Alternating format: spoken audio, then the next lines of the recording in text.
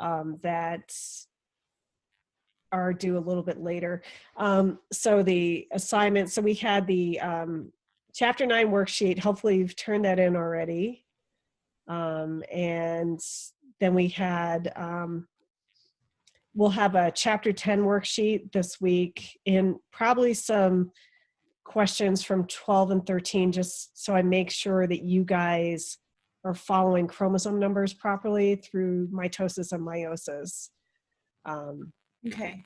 And so so we'll have a couple of things due. By the way, just to remind you, this segment comes up, I mean, the next test comes up really fast because there's only 3 chapters on this test. Yeah, so I have, Liz, you're right. So the pre-lab for Chapter 10 is due this Wednesday. And then we'll have that Chapter 10 worksheet, which will look a lot like the Chapter 9 worksheet, probably due on Monday. And then I'll have any mitosis, meiosis questions probably due close to the test time like I did last time. So yeah, so that test comes up really, really fast. So just, make sure you keep up with the stuff this week and next. But I think you'll like it. I think you'll like it better than the last segment. I love mitosis. I think it's amazing. But let's see. The next test is, let's see. Let me pull that up. When that is, I think it's next a week from Friday, which I know is really soon. But it's just, again, it's 3 chapters, and 2 chapters are similar. Well, Chapter 10 is similar to what you just did in Chapter 9. And let me share. Can you guys hear me okay? I know my internet, I don't know, our internet's like been funky today, so. It's sometimes better than others. I'm just like picking up pieces of like sentences. Oh, okay. Is that true? Is that true for everybody? Yeah. Yeah, mine's being real weird for the last couple of days. But yeah, same. Is it? Yeah, but it was okay for the test for you guys? yeah, I think this has to do with your internet and our internet individually, as opposed to when we take the test, it's just our internet. Oh, right. And then we also have to deal with the Zoom servers too. So 3 different internets have to be working properly for this one. Yeah, that's true. Yeah, so so your video is not coming up, Lily, you said? It's just not great. It's like kind of grainy and pixelated, which is why I've just like, I turned my own video off so that I can try and hear and see you guys better. Oh, okay. Yeah, that's weird. I wonder if it's Zoom right now. Yeah. Have you found that helps with like quality overall, turning off your own video? It does. It helps with bandwidth. We've had a lot of success with it in my math class. But my dad said that he was having some issues with his earlier too. He did a meeting this morning, so it could just be the whole thing. Yeah. Yeah, I know mine was slow earlier because I was trying to download something. It was like, oh my God, how long is this gonna take? It wasn't like a big file or anything. So let me just share, I'm gonna share the syllabus, just a schedule, go down, and sorry, didn't mean to go that fast. Okay, so we've got, I know it's crazy, like that online exam comes up on the 24th, and today's already the 13th. So it's almost 11 days from now, which is, right? Is that right? Yeah, I guess that's kind of crazy to think that, but I'll do the same thing. Well, I'll leave it over the weekend and, leave it open through Monday. Just realize that review quiz will disappear a little bit earlier because I don't want the, review quiz and the online test to be able to be looked at the same time. But yeah, but anyway, so that comes up really, really quick. So, but we don't have that, we don't have that much. I would actually like maybe one more day. I wish we had actually one more day for chapters 12 and 13. So, but I'll probably, I know I have scheduled office hours for Friday, but I know I might end up going over more chapter 12 because I don't want to rush you guys on that. Yeah. It looks like Des might have a question in the chat. Oh, okay. Let me see. Sorry, I just asked if we're gonna go through the chapter 10 worksheet before it was due because I seen on the updated syllabus that we were supposed to, but I don't remember if we did with chapter 9 because I was sick, so I didn't attend the Zoom meeting. But I think Lily said that we were just gonna work on it on the Zoom. Yeah, we'll definitely Like, go through the through it on Zoom. It's not as long as the chapter 9 one. It's not as long. Definitely not as long. And we could even do a little bit today on it. I'll do some explaining a little bit with the electron transport chain, and then we could go through a few questions so we don't end up doing all of it on Wednesday. Because that would be a lot to go through all of it on Wednesday. Does that sound? That would be nice to break it up. I think it also helps with memorization. Because for me, I'm super visual, so I see chunks of the work packet in different days that we worked on it. Uh-huh. So that would be helpful for me at least to see the worksheet worked on for more than one day. Yeah, I think that would be good. Also, as far as 12 and 13, like when we start going through questions as well, I don't want to just do that all on one day, which is why I'm thinking, spread that over a couple of days as well, and not just immediately before the test. I would like to, that's where I think, Friday, I would like to probably do, some more chapter 12 on Friday, because there's kind of a lot. And if you get mitosis down, meiosis makes a lot more sense. And so but you definitely want mitosis start sinking in, and then we'll kind of compare and contrast meiosis versus mitosis.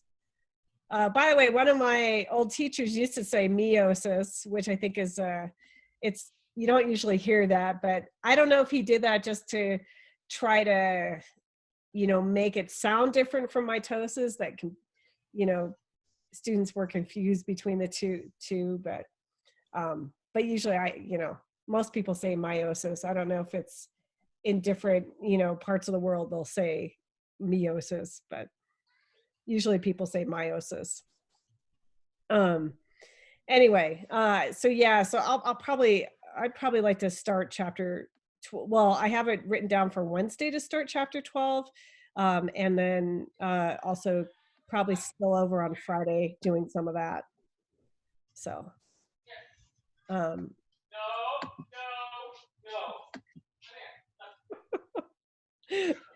so anyway, any other questions as far as that? So what is due soon? Oh, definitely well, let's look. So I've got, let me just Give it right back. move my, let me move my chat box here. It's so we do have pre-lab photosynthesis due on Wednesday, and that's under assignments, as we said in the chat. And we have, and unfortunately, I guess you guys can see my screen okay. I can't see it that well because my chat is right in front of it. I can't move it for some reason. I don't know why. Why is it doing? Can you minimize it? Make it disappear? Yeah, that's what I'm trying to.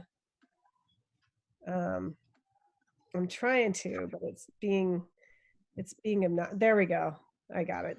All right. Okay, so we've got. Okay, so photosynthesis worksheet is not due the 15th. That was due, it's due next Monday, which is the 20th, right? So Yeah. and that's a chapter, I also call it the chapter 10 worksheet. 10 worksheet. I might have that. It might be called that under assignments, but it's photosynthesis. And then homework quiz number 10 still due the 17th. And then yeah, and then we have the pre-lab. It's not due the 13th, it's due the 15th. So photosynthesis pre-lab is due on the 15th. And obviously we're not doing that lab, but I think there's some really useful questions in that lab. And so definitely, you know, definitely get a chance to do that. I did post some mini lectures if there's something today that you feel like you need more going over with, and I did try to break them up into like 10, 20-minute segments. So, but anyway, so does that make sense of what's due for coming up? And then Nayeli, we also talked about we're having that test coming up pretty quick on the 24th. So just a reminder for everybody to keep up with everything. Okay, sounds good.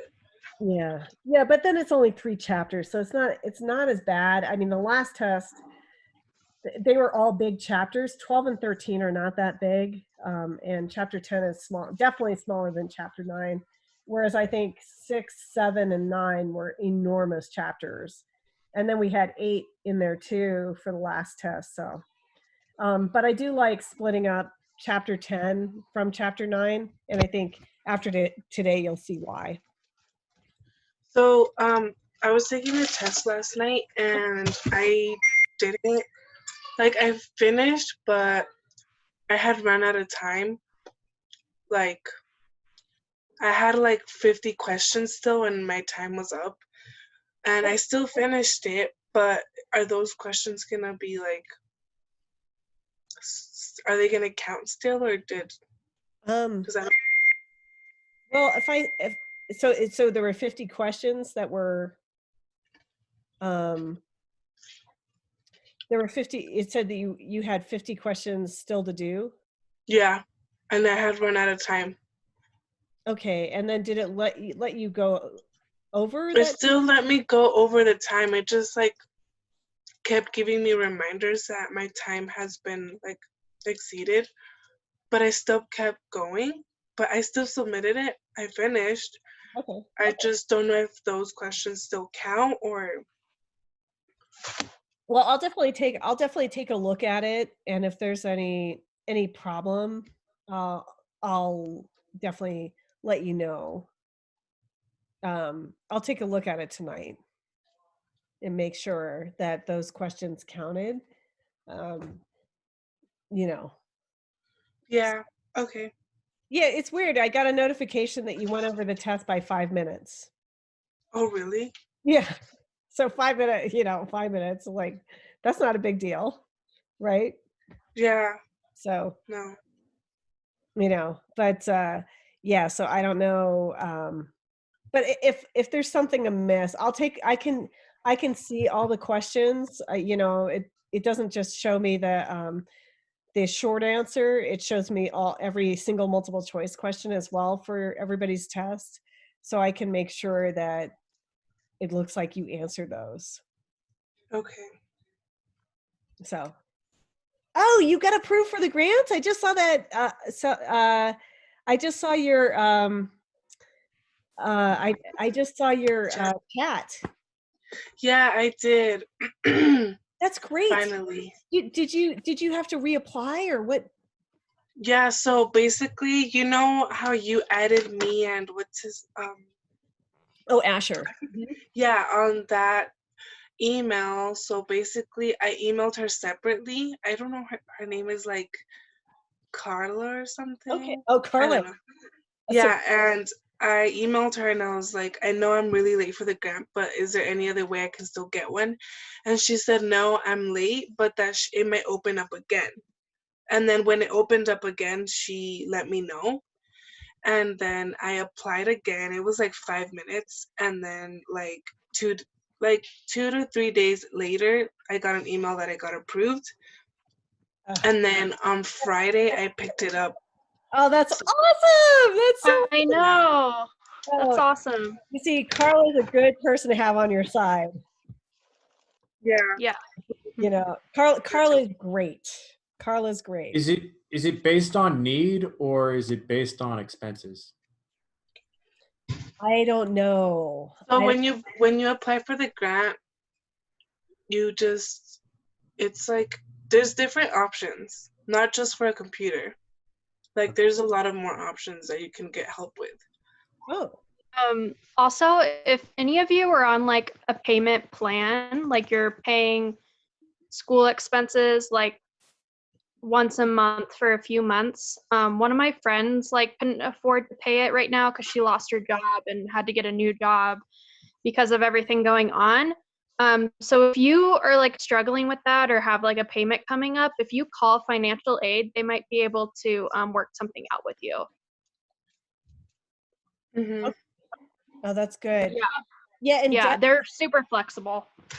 I would, and yeah, if Nayeli, I don't know if you could forward Des the contact you had. Was that Carla Stein? I'm assuming it was Carla Stein.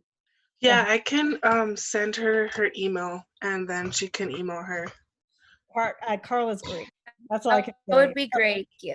Carla pulled some strings, I'm sure. I Yeah, for sure. Like it was crazy because like I don't know, I actually needed it and I'm very grateful for that. Oh, that's great. Well, I'm glad.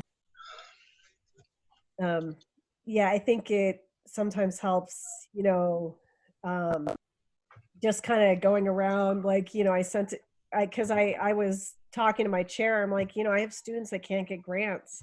And he's like, just send me an email and I'll forward it on. And so sometimes, things go better that way. Mhm.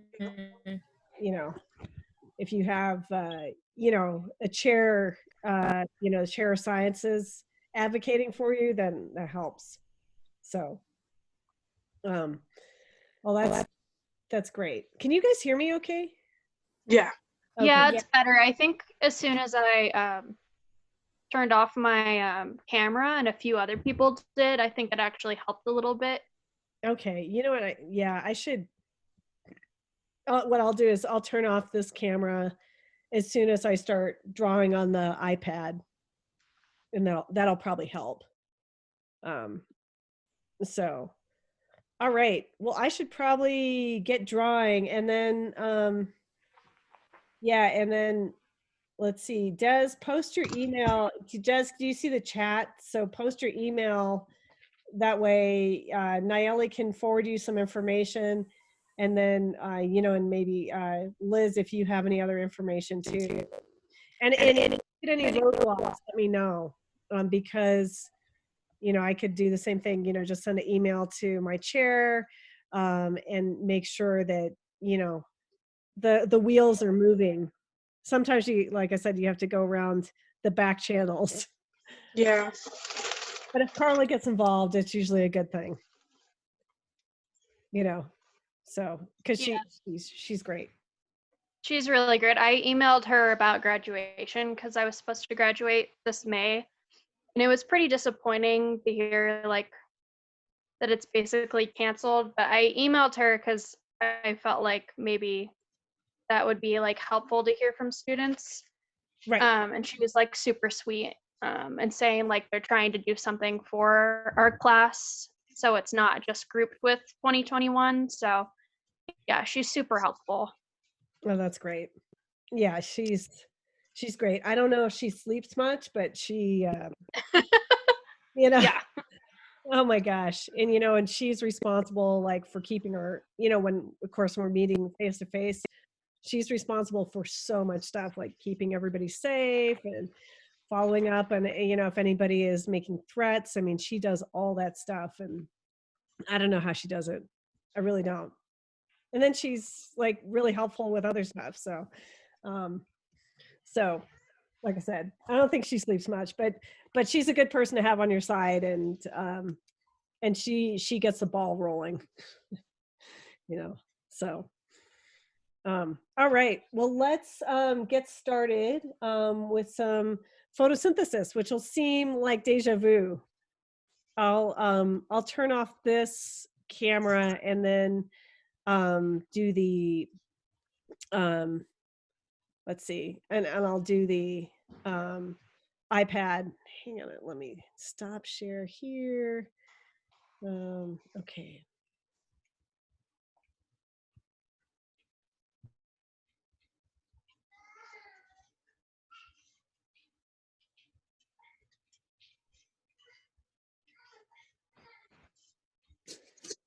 All right. You guys hear me okay? Yeah. Yeah. All right. Now I got to crank up my volume on this one. Otherwise, I get feedback. There we go. Now I think I can hear everybody. And I will go to, I'll start, let me share content, screen.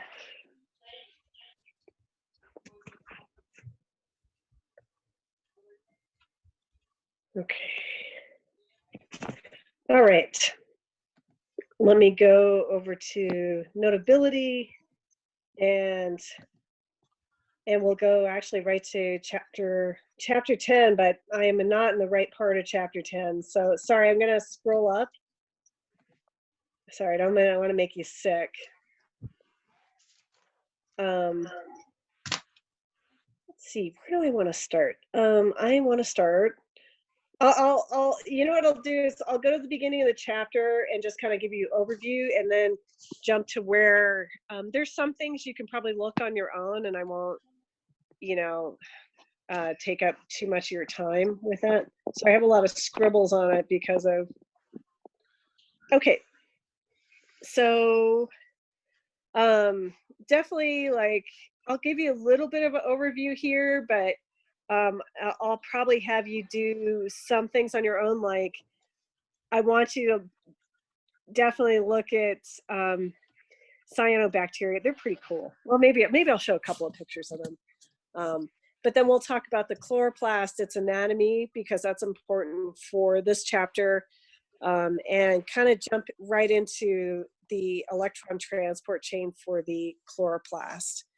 And actually probably talk about this today too. And I don't think we'll talk about, I think we'll talk about this on Wednesday.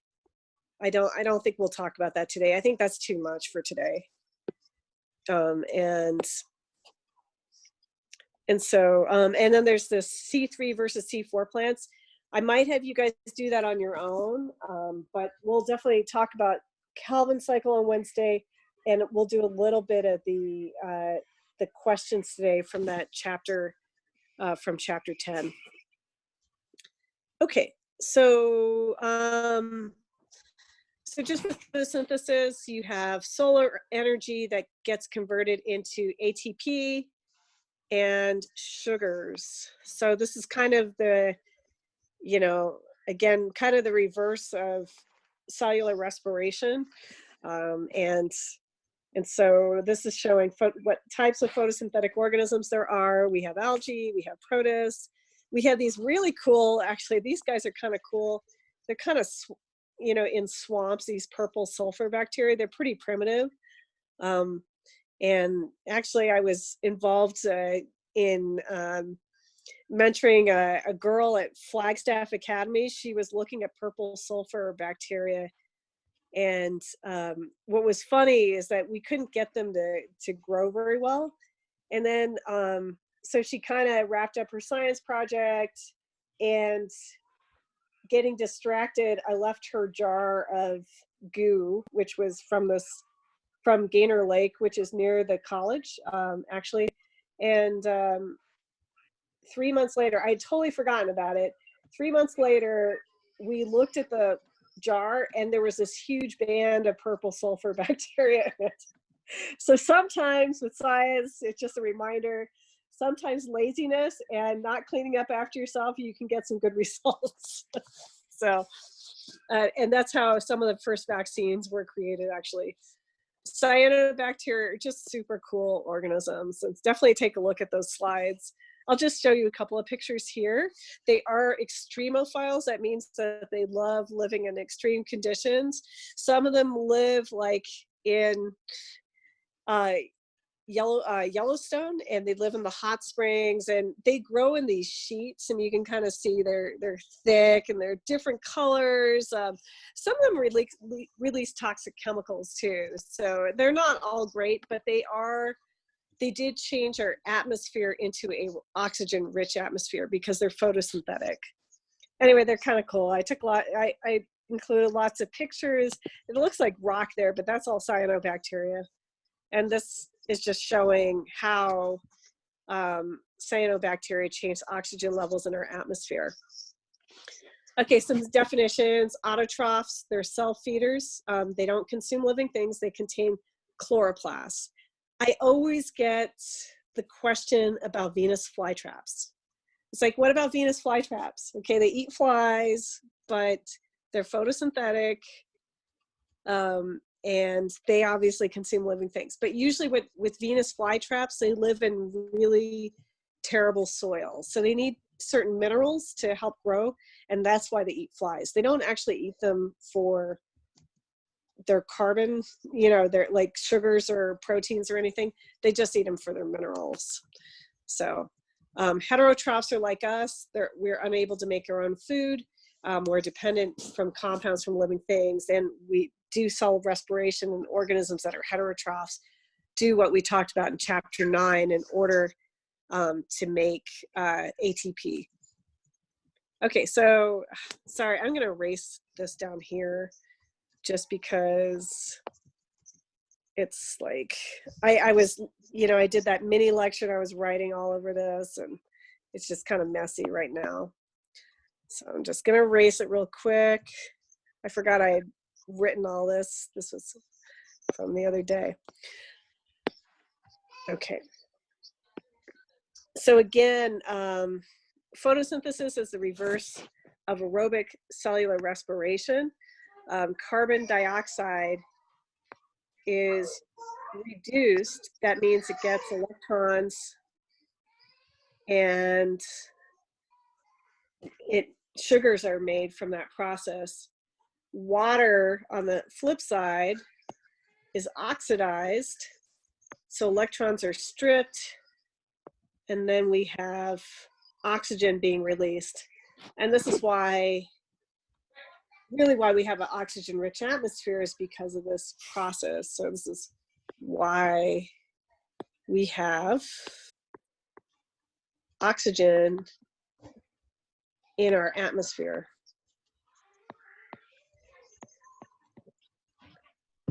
Okay, so just a reminder from aerobic cellular respiration, we have glucose being oxidized to CO2, and oxygen becomes reduced and becomes water. This is again, these two reactions are the yin and yang of biology. Photosynthesis, God, what came first? I think they think glycolysis probably came first. Very, very primitive, cells. And then shortly after that, photosynthesis came on board. And once photosynthesis came on board, that changed our atmosphere so much that other organisms, other heterotrophs were able to develop. Any questions on this? We're going to go through this obviously in more detail. By the way, this in red happens in the light reactions.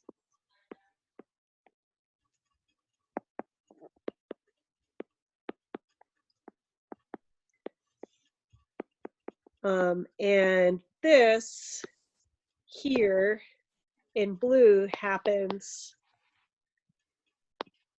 in the dark reactions. And they really shouldn't say dark reactions because they don't just happen at night. It also happens during the day. It happens all the time. It just doesn't need light. You know, this needs light to do that. This part here, you need light energy in order to oxidize water. You do need light energy to do this. So light reactions, you need light energy,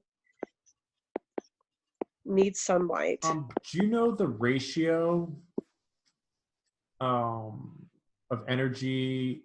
Because if you do like a 12 and 12 light cycle, right? So it would have equal amounts dark as in light.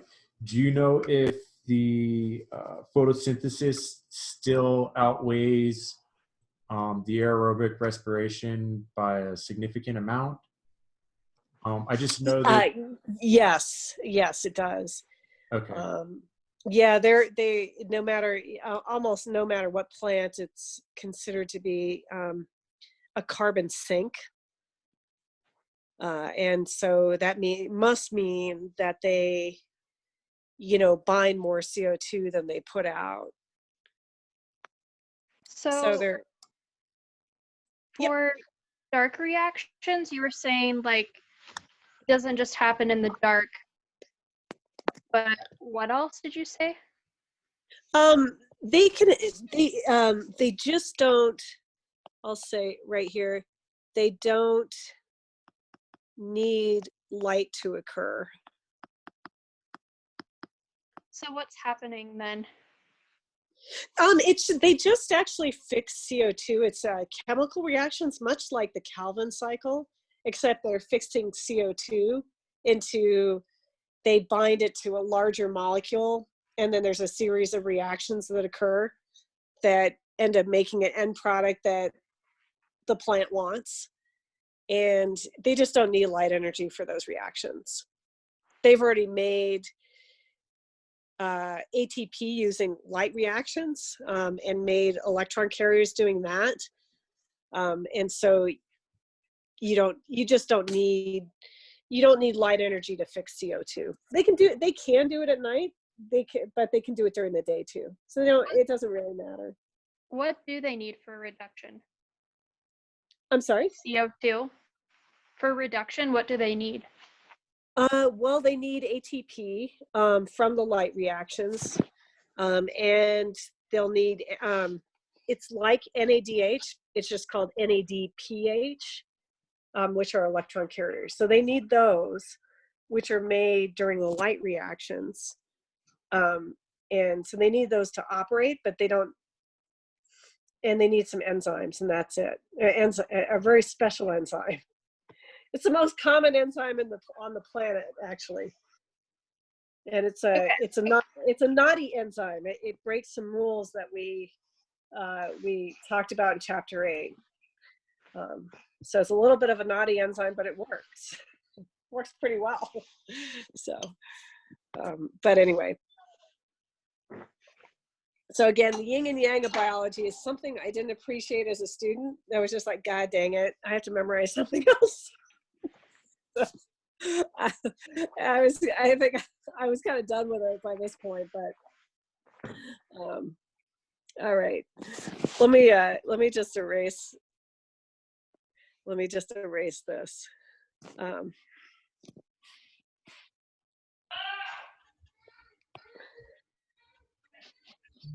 Okay, there we go.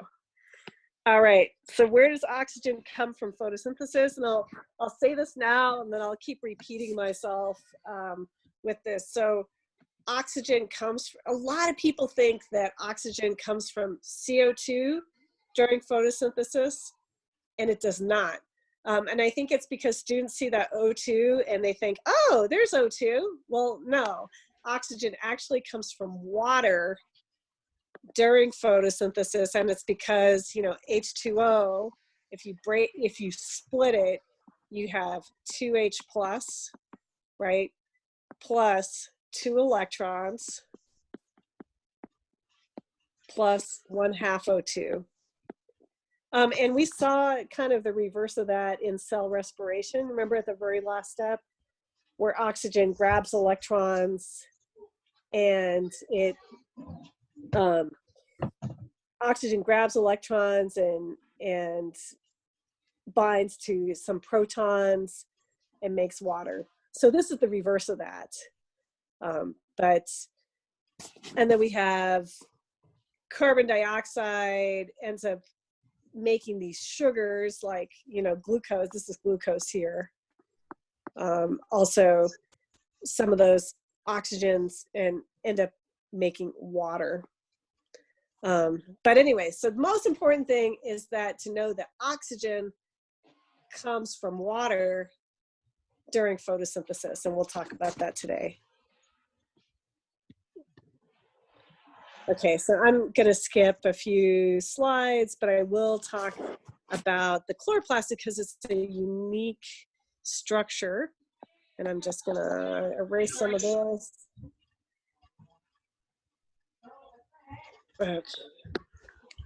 Okay, so we've got a chloroplast.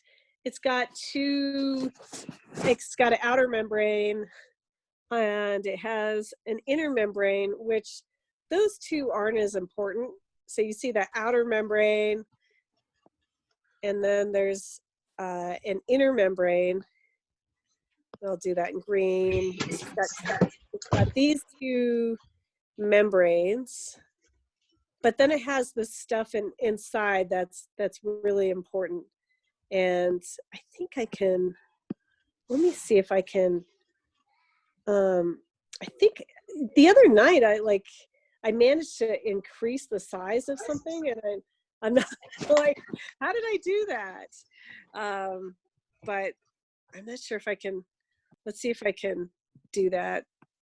Is it going to let me do that, or is it just going to make? No, I don't know. I'll have to ask my daughter how to do that. I'm not sure. Let me try one more thing. Nope, I can't do it now. Oh well, I did it last night by accident, and it was like, oh, that's kind of cool, actually.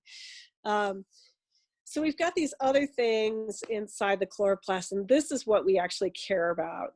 We don't really care too much about this outer membrane and inner membrane. We don't care about that. But we care about this structure here, which is, the stack is called a, so if you kind of have these, it looks like a stack of coins, and the whole stack is called granum. But if you look at one, let's take one, and this is called a thylakoid. So thylakoid, and it has its own membrane, and inside the thylakoid is thylakoid space.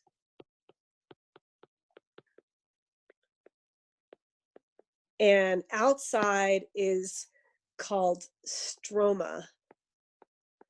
And I like to think of the stroma as sort of like the cytoplasm of a cell. I'll show you. So stroma is the main space inside the chloroplast. So it's sort of like the cytoplasm. I'll say kind of equivalent or similar to cytoplasm. Can everybody hear me okay? Yeah. You guys hear? Yeah, Oh, that's okay. fine. Okay, good. So- 'Cause all of a sudden it was like super quiet and I was getting worried. I was talking to myself. The thylakoid is like the individual coins then? Yeah. Okay. Yeah. They're kind of cute, aren't they? I mean, and then the whole stack of coins is a granum. But they're, and each one, has its own membrane. So, I kind of drew it like here, but each one of those has its own membrane. So And it does has its that own. make the stroma like the atmosphere inside the chloroplast? Yeah, you could kind of think of that, or atmosphere or cytoplasm, inside the chloroplast. I don't know why the chloroplast has two membranes around it. Although there is a big pH difference between the stroma and the thylakoid space. Maybe that's why it has those two membranes as well. It seems like there's a lot of membranes going on. And you can also see that these guys, the granum, are connected to each other. You see that? It's like a little freeway system. So they're connected. So granum sit in the stroma. And I just say, don't confuse this with, and I don't know why cell biologists did that. So stoma are holes. Stoma are holes in a leaf that help with gas exchange.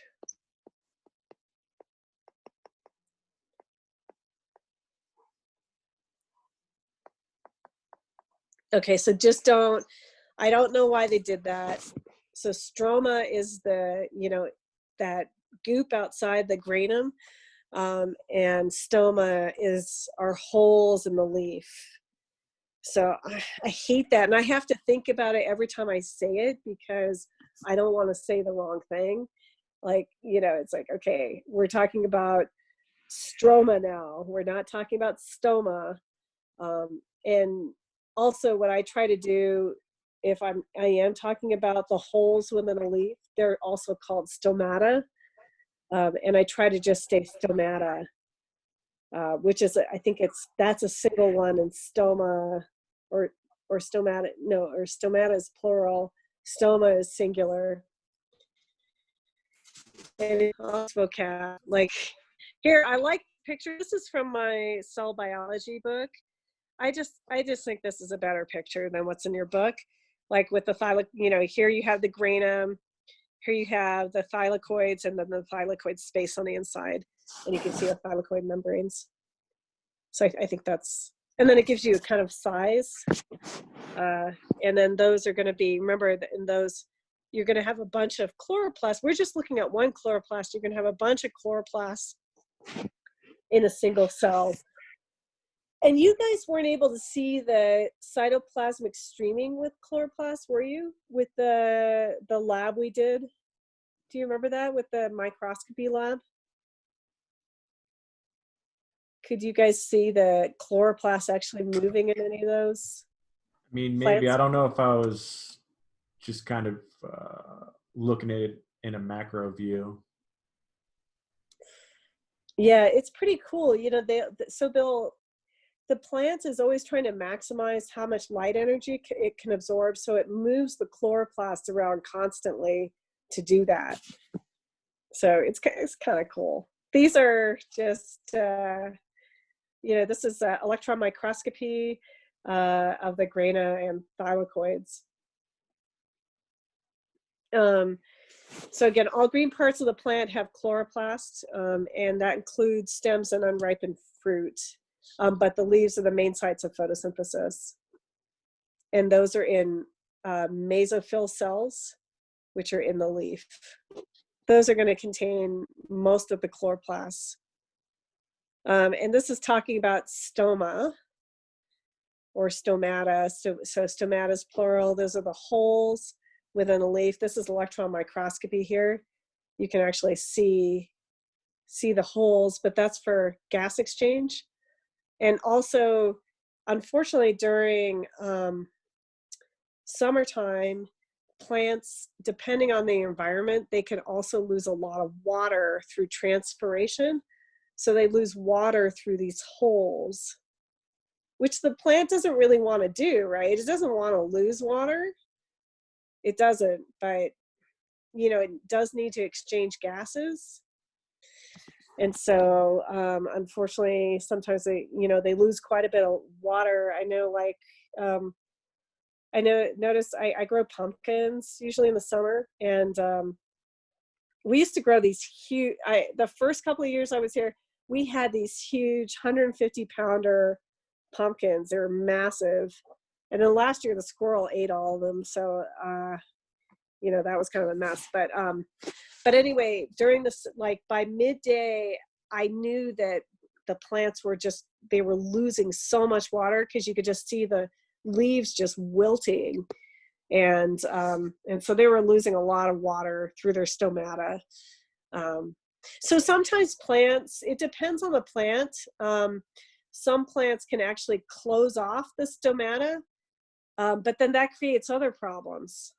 So you'll learn about this towards the end of the chapter, that certain plants can close their stomata, but then you have a buildup of oxygen in the plant, and that's also not good. So there's pluses and minuses. Okay, they don't lose water, but then they have too much oxygen, and I don't know, it's not great. This is just showing more stuff. Anyway, any questions on this part here? They're kind of pretty, but definitely pay attention to that with C3, C4 plants. Okay, so photosystems are sort of like what we talked about in chapter 9 during electron transport. They're a little more complex, and I'm going to show this here. Let me show you one. Okay, so this is a photosystem. It has, it's a mostly a protein complex, but it does have pigments in it as well. So I'll say there are pigments in the photosystem, and they help absorb light. Okay, and oh good, now I've got an Amazon $10 Amazon credit. Great. Glad you guys know about that. Anyway, all right, so again, so the pigments in the photosystem help absorb light, and this is showing, these ones look like chlorophyll, but there's other compounds. So there's chlorophyll, there are other pigments as well. So there are some that are called anthocyanins, xanthophyll, and gosh, there's a lot. I mean, I could go through, there's a lot of different pigments, and if we actually got to do that lab, we would be separating those pigments on thin layer chromatography, using different organic solvents to help move them apart from each other. But those pigments just help absorb light energy, and some of those pigments are actually really good antioxidants. So one of the problems plants has is when you split water, sometimes you can cause problems, and so they need those pigments to help reduce any sort of problems with oxygen doing that. And so they're antioxidants, and they help prevent oxygen getting too crazy and ripping electrons off other things as well. So they have a couple of different functions. Again, they help absorb light, and also act as antioxidants.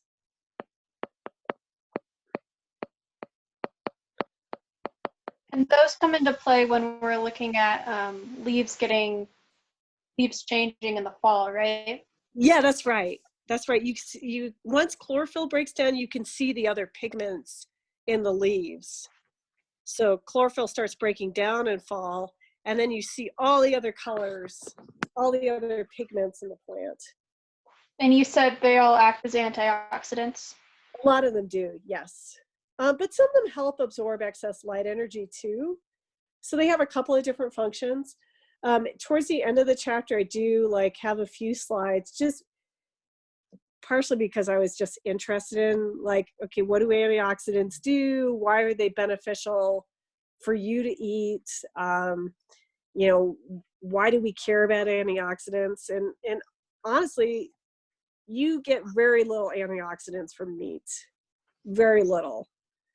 Most of the antioxidants in our food, which we need to help repair DNA and help keep us healthy, that's all from plants. You really can't get any from meat, or very little. It's such a low percentage from meat. Even meat that is even meat that came from animals that's grass fed, we just don't get antioxidants from that. Or very little bit, just very, very low. And so anyway, all right, so we've got light energy coming in, it's absorbed. So this is a photon, which is a packet of light energy, and that gets bounced around by these pigments. And then finally, it goes to this special chlorophyll A molecule. And what happens is that light energy ends up exciting electrons from that chlorophyll A molecule.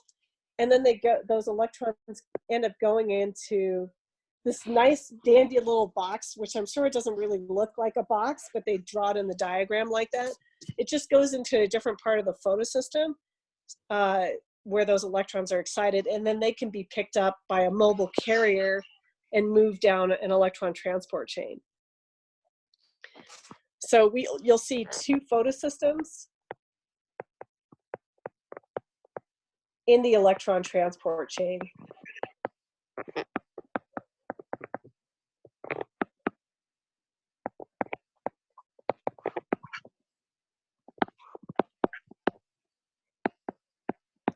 Okay, so yeah, so we'll see two of those photosystems. I hate the way they're named, but it is what it is. They just, this is one of the things that drives me crazy. So we have two types of chlorophylls that are really, really important for photosynthesis. We have chlorophyll A and chlorophyll B, and they're best at absorbing particular wavelengths of light, whereas carotenoids, which I forgot to mention those. I mentioned anthanocyanins and xanthophyll, but we also have other carotenoids. Those are other pigments as well. There's a lot of different pigments. My God, you could talk about them all day. Most of them are good for you. Anthocyanins are in strawberries, and that's the red, that red color. It's actually really, really good for you too. Those are in a lot of berries. So there's a couple of different videos for this chapter. Actually, let me see if oh no, I can't show it here, but yeah, okay, so the carotenoids include xanthophylls and carotenes. Again, photoprotection. With us, it helps prevent cellular damage. And they help dissipate light energy, and that could damage chlorophyll or interact with oxygen. Okay, so light just characterizes two ways. We can talk about it as wavelengths or waves, and then we characterize it by the wavelength. And this symbol here, this means wavelength. So, radio waves have huge wavelengths, and X-rays have really tiny wavelengths. Light is kind of in the middle. But you could also talk about light as a packet of energy, and we'll talk about light in both ways in this chapter. Okay, I'm not talking about spectrophotometer now. I definitely read about it. Can you go up for just 1 second? Sorry, back to waves and photon. Okay, yeah. Thanks.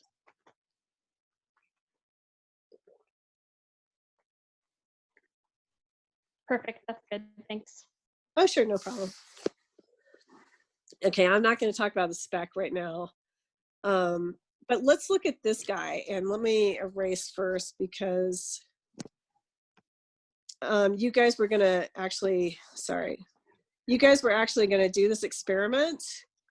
You would have produced a graph just like this during that lab. And so what we're looking at is absorption, the amount of absorption of light by these pigments. Down here, we're looking at different wavelengths of light. Hang on a second, I want to show you, let me show you this first.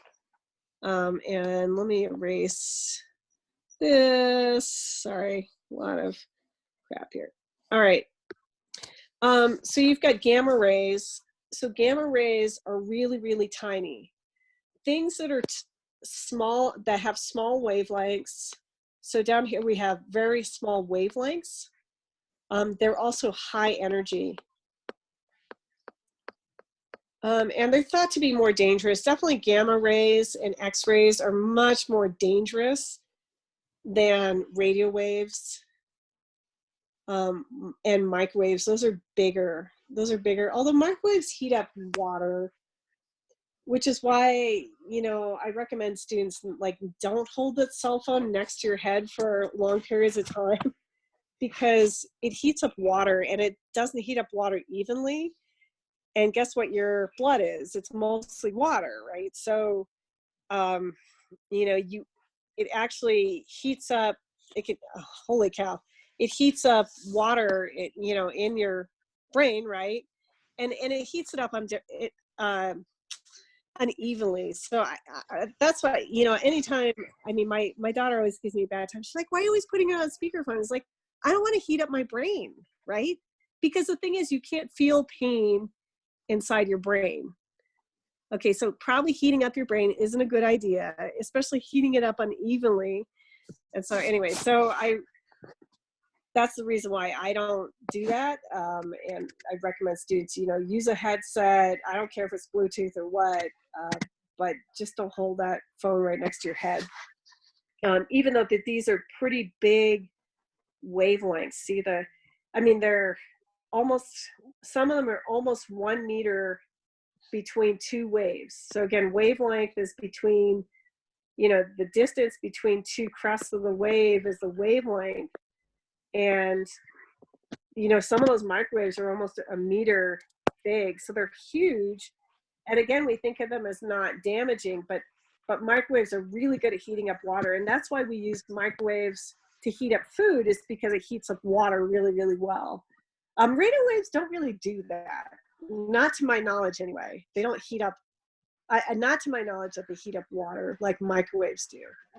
Radio waves are huge, and that's why they, and they're very low energy. So again, low energy, but big, large wavelengths.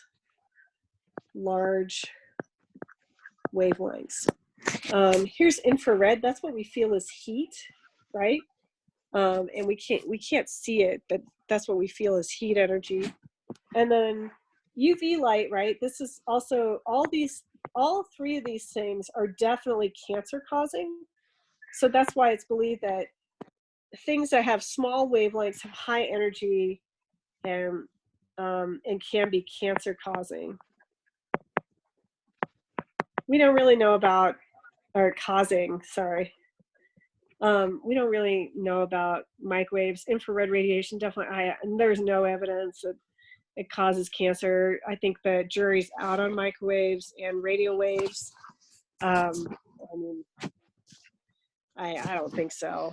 I'm not worried about them, but there's a lot of things I could worry about. I'm not going to worry about that. I'm not going to, I don't, and students will ask me, well, should you be worried about the microwave oven? And I'm like, okay, if you're staring at your food cooking, maybe be a little worried about that, but I wouldn't be worried about being in the same room with your microwave. I mean, that just seems, I don't know. It just seems ridiculous. Okay. Anyway. All right. Enough ranting about microwaves. All right. Here's visible light. So indigo or purple, that's down at 380. So that's going to, again, shorter wavelength is higher energy. Then we have blue light and green light. Those are going to be lower energies. Blue light's still pretty high energy. And then we have, again, lower energy at red light, but and longer wavelengths. So let's go up here for a second. Okay, and again, we're looking at how will these pigments absorb. So chlorophyll A is absorbing right at about, I don't know, it looks like about 430 wavelength. That's its peak absorption right there. This is chlorophyll B. That's absorbing about, looks like about 470. That's a peak wavelength. Then you see the carotenoids. These are the carotenoids. They're absorbing at about between 450 and 500. And then we have chlorophyll A again over here. This is chlorophyll A. And again, that looks like about 680, whereas chlorophyll B, or sorry, yeah, and chlorophyll B looks like it's about peaking about 620. What colors are not, or what types of wavelengths are not absorbed? What colors are those? Green. Yeah, green, right. So green is reflected, not absorbed. Do you know if that spectrum changes throughout the life cycle of the plant? Because I know that we typically will move our plants from one spectrum to another. Um, I don't, I mean, I know that we do that and I know that we have good results. I don't know if it's because, like, if it's in a vegetative state, it reacts stronger to blue light and it promotes different things within the plant, as opposed to in the flower cycle, we move towards a more red yellow spectrum. Yeah, I don't know. I don't know. That's a good question.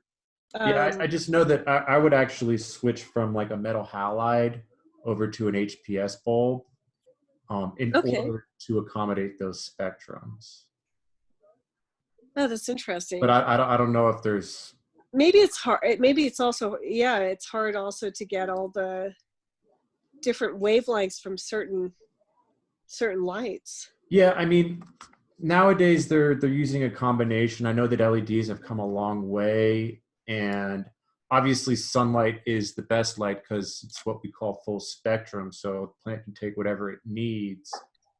But when you're growing indoors, also I know that the intensity, like the lumen concentration, the needs are different depending on its life cycle, not just its size. Okay. Yeah, it is interesting. It does seem like, I mean, I know the LEDs have gotten better, but maybe, yeah, maybe they're just not perfect. And so that, I mean, surprisingly, they're super awesome now, not just because of the lower energy itself that it takes to create the lumen from an LED, but the mitigation of heat. okay. And, the overall safety of the LED is just lapping the HPS and the metal halide. Okay. Oh, that's it. That's interesting. Yeah. Yeah. I can imagine excess heat wouldn't be good for the plant. Yeah, well, you don't have to have huge AC units, which is just, it costs a lot. Yeah, that's great. Yeah, it's interesting. I've been using some, just kind of like anecdotally, I've been using LED lights in my basement I'm growing basil and like all the spices that you have trouble getting from the grocery store right now. And then I brought some upstairs, just putting them in front of a window, and they were like totally taking off, even though, I mean, maybe part of it's temperature too. Temperature, humidity. I mean, there's a lot of factors, definitely. I do know that the fruiting plants, especially when they are in their reproductive cycle, they don't get enough energy from fluorescence and other things that you would typically use on them. And more of Okay. the vegetative plants. Oh, I have that's interesting. a quick question about the Yeah. pigments. Uh-huh. So for our test, are you going to want us to know like which pigments create which colors, or are you going to want to know like number range? Like what specifics are you expecting for that? I'd rather you just know what they do. Okay. I don't expect you to memorize. Like super vague, like they turn these color, this leaf this color, or I mean, yeah, I think also just their function. It's like they absorb excess light energy. They act as antioxidants. I think that's more important. I'd also will ask you, it's like, why is a plant green? And it's because it's reflecting green light. It's reflecting it, it's not absorbing it. And that's really what this diagram shows, that it's like, oh, plants can really use blue light, purple light, and they can use red light and orange light, but they can't use green light. They don't use green and yellow at all. Well, Does so that- you don't want to know like which one makes it green. No, Okay. no, Cool. no. I mean, I guess chlorophyll makes it green. You know, I don't think I don't think that's one of my test questions, but I think it's more important just to realize that plants reflect green light and that they can't use it. I think sometimes we think because plants are green, like that's the light that they need, but they don't like that light actually. You know, so at least that was my perception. It's like, oh, plants are green because they use that light. It's like, no, they're reflecting it. They don't care about it. They're reflecting it back at you. Okay, so we already talked about this. This you should be familiar with. That gamma rays, X-rays, and UV light have small wavelengths and high energy, whereas relatively, you know, radio waves, microwaves, and infrared light have lower energy and larger wavelengths. Like that kind of stuff I'd like you to know, but that not super specifics. So let me just erase some of this too. Sorry, like all the scribbling I did from the other day. Okay. All right, let's talk about the two major stages of photosynthesis. So we have the linear electron pathway, which is, again, another electron transport chain. And what this does, it converts solar energy into ATP and an electron carrier called NADPH. And I always just think of that P for photosynthesis. And so it's an electron carrier like NADH, but we add in that P for photosynthesis. And structurally, it's really, really similar. It's something that was conserved throughout evolution. And so, yeah, so anyway, NADPH is very similar. And that's, again, an electron transport chain. This is the photo part of photosynthesis. And so you see that photosynthesis, you can think of it as two words. You have this part that, you know, talks about light energy, and this part is synthesizing carbon molecules. So I'll just say light energy, and this part synthesizes carbon molecules from CO2.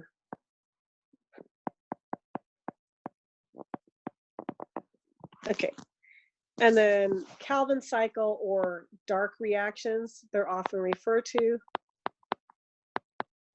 Again, they're kind of improperly called that, but Calvin cycle synthesizes a carbon molecule. Anybody recognize this? Glyceraldehyde or glyceraldehyde 3 phosphate? That's the Getting PTSD. Yeah, you're having PTSD from it. Yes. Yes, the Calvin cycle will give you PTSD. It's sort of like kind of a combination of a weird combination of the citric acid cycle and glycolysis together. That's why I separate these two things on the test. Like I would not want to have chapter 9 and 10 together on the same test because I would confuse them. And so that's why I split them up. And so, yeah, so we have G3P that's created from CO2, and it uses products from the electron transport chain or the linear pathway. So it uses ATP and NADPH from the linear electron pathway to power the Calvin cycle. And this also occurs in the stroma. And so I kind of like, oh, is it sorry. the intermediate in glycolysis? It is. Okay. After Yeah, it is. fructose 1,6? Bisphosphate. That's right. Okay. All right. Cool. And you'll see that in the Calvin cycle too. So all these different chemicals that you saw during glycolysis, you'll see a lot of them in the Calvin cycle. So, so you know, so if you're familiar with some of the names, that's the part that's kind of cool. It's like, oh, wow, this was, like, I don't know, to me, like, what's cool is seeing what was conserved throughout evolution. Like, there's a few things. ATP was conserved throughout evolution, right? Because it's like, okay, this works. We're going to use this for everything, right?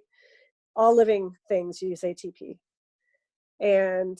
Or pretty much. I'm sure there's some exceptions, but a lot of living things use ATP. And then we have these electron carriers, and that's been conserved throughout evolution. And then a lot of these intermediates, like glyceraldehyde 3-phosphate, bisphosphoglycerate, those products are used in different pathways, and those seem to be useful products, and those are conserved throughout evolution.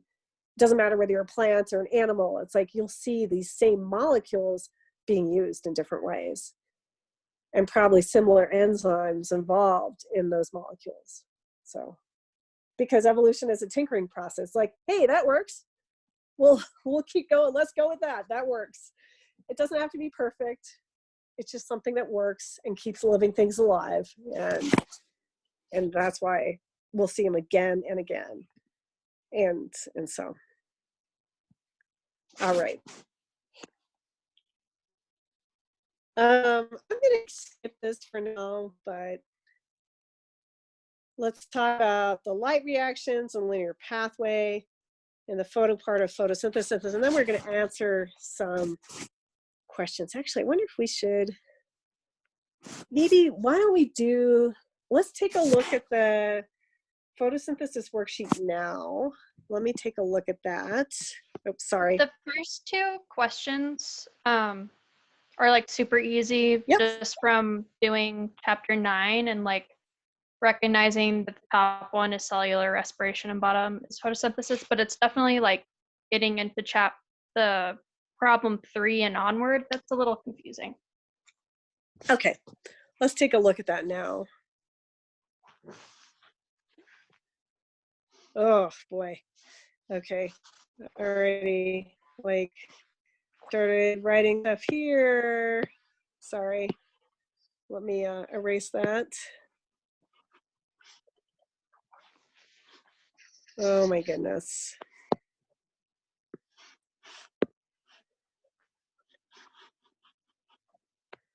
Okay. All right, so I'll let you guys help me answer this. In oxidation, a substance blanks electrons. Loses. So loses electrons. And in reduction, a substance. Are you guys gonna make me call on you again? Gains. All right, gains electrons. All right, in the following reaction, which parts are oxidized and which parts are reduced?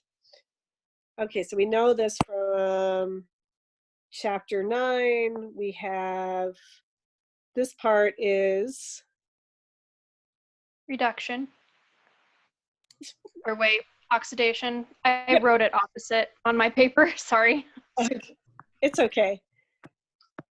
That's why we're reviewing. And then this, so oxygen picks up 2 electrons and a couple of protons, so that guy is Reduced. reduced. Okay, and then here we have carbon dioxide is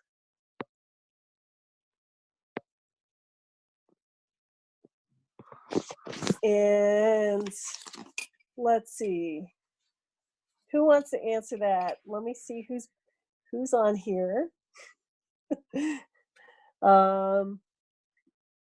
Let's see, who wants to? Lily, I haven't heard from you all day. Do you want to make a stab at this? Yeah, sure. That is reduced. this is reduced. And then the 6H2O is oxidized. Yes, that's correct. So I'll make that blue, try to keep it at least consistent for this problem. So this one is oxidized.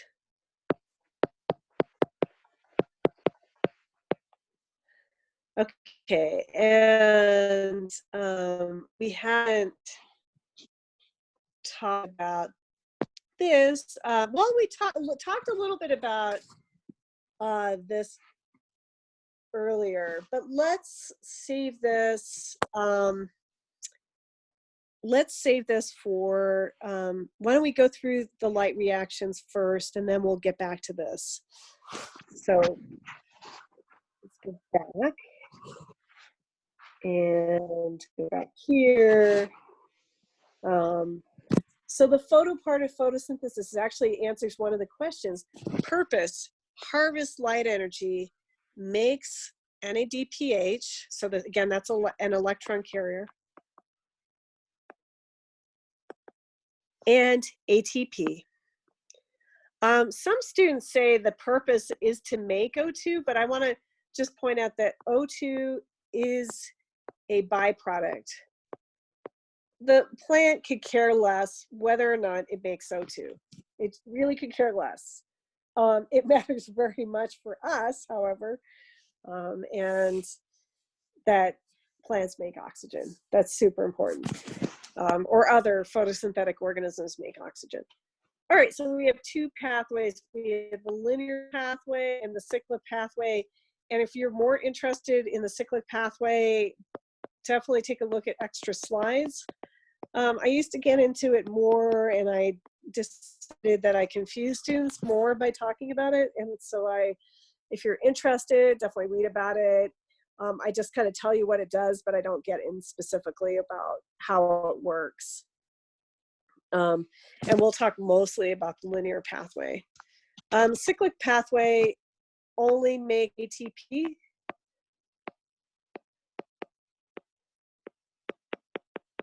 Not NADPH.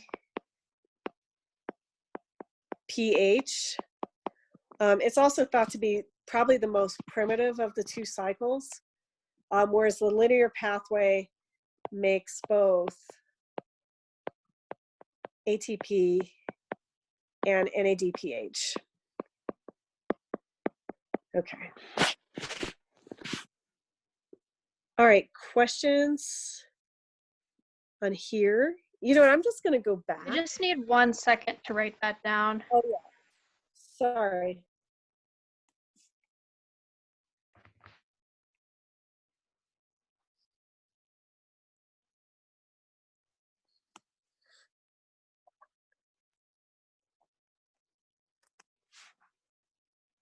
Thank you. Sure. And let's go to here for just a minute, since we just did this. And let's see. Naomi, what do you think about the purpose of the light reactions we just talked about?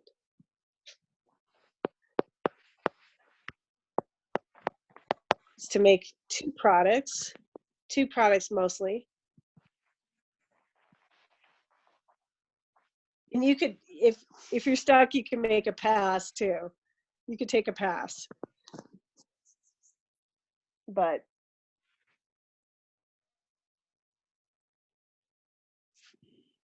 oh, I lost Anton. He did not want to get called on. He just logged out. He could have lost his internet. He could have lost his internet. He has logged back. He did log back on a couple of times. I saw that. Let's see. Naomi, what do you think?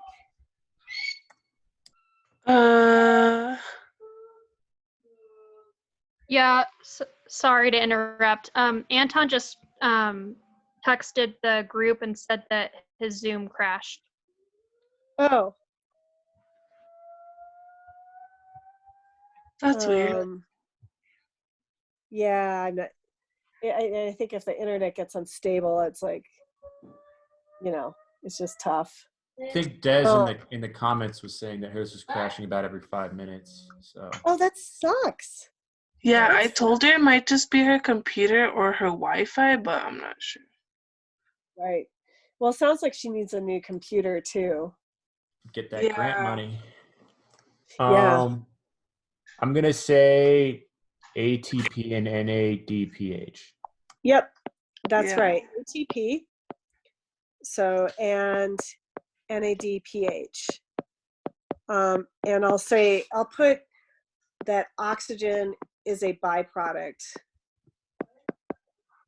Does everybody know what I mean by byproduct? There's small quantities, and it just so happens to be made in the process of making the other two.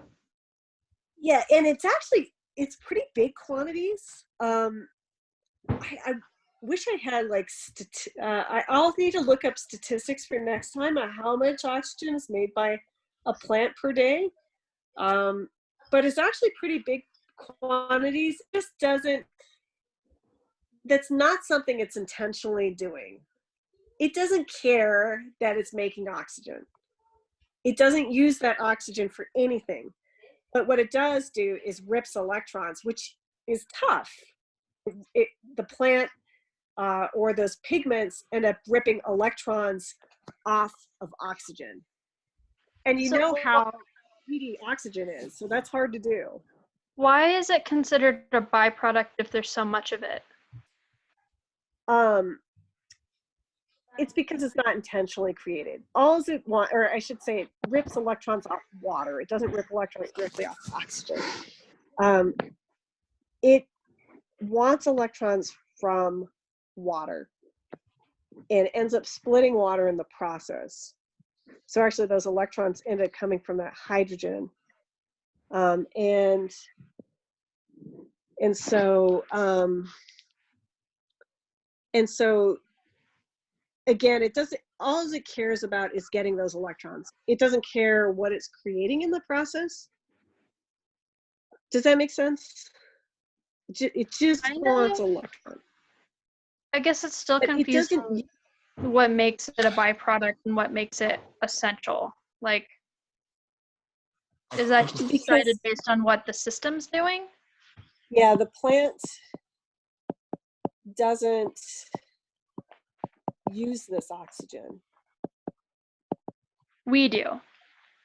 Yes, that's right. Okay. And the plant could care less about us, right? It really Yeah, doesn't we care just about so happen to work together, like an That's animal right. like us and plants. Yeah, that's right. Okay, I And think that makes so- more sense, is just knowing that it's not a priority to the plant because it doesn't use it. Because of chapter 9, I associate like large quantities, for example, ATP being made. I associate it with being like an important part. But knowing in a context of photosynthesis that plants like don't really care about oxygen is important. I don't know. Right. That's helpful for me. Yeah. Yeah. So anyway, yeah, it's kind of interesting. It just sends. Well, anyway, let's look at the electron transport chain. Is that okay if I switch over there right now? I'll go switch back. Go for it. All right. Yeah, just letting you know, Anton is like trying to refresh or update Zoom so that he can get back on, but he is trying. He didn't just leave. Oh, that's okay. Yeah, and I wouldn't. And if you guys ever need to leave early, you're not going to get penalized. I think most of you are almost like, after today, you're almost at like full participation score. So you won't get penalized. You'll just get bonus points for coming after you get to the maximum. After you get to the maximum, 24 points, you'll just get like 2 bonus points per class for coming. So, okay, so I'm actually going to show the newer one because your book updated this picture a little bit. And I'm just going to erase all the scribble that I have from the other day or last night when I was recording, for anybody who can, come today. And I mean, I'll post the Zoom thing too. But let's take a look. Yeah, your book updated the picture. Mostly the difference from old pictures, if you have a earlier edition of the text, they really just changed ATP synthase, and they changed the way it looks. So you can see here it looks like a lollipop, and here it looks more like I don't know what it looks like. It looks weird, but anyway, so they changed my lollipop on me. Okay, so let's go. So this is just showing the whole electron transport chain. We have two systems here. This one here. The first one that we actually care about is photosystem 2. And this drives me crazy. Do you know why it's called photosystem 2? Did anybody like read ahead? And please don't feel bad if you didn't, because you just had a test due today. So photosystem 1 was discovered first.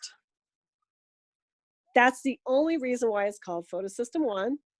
It was the first one discovered. It actually comes second in the electron transport chain. That drives me insane, but that is what we have to deal with. So and this is also called PS2. Wait, it's called 2, but it was discovered first? No, this one, photosystem 1 was discovered first, but photosystem 2 is the first one in the electron transport chain, which drives me insane. Oh my gosh. So yeah, I know. I mean, you think they would I think just they try to make it harder for people to learn science sometimes. Like, dang, person who studied this all their life. Oh, well, I man. mean, it's just dumb that the second photosystem is the first one that you care about. So, Like, I don't know. photosystem 1 first discovered. Photosystem 2 first in the... Yeah, electron transport chain. Okay. So I think the chlorophyll molecules, so you can also pay attention to, so there's those two little balls at the bottom, those are the chlorophyll A molecules.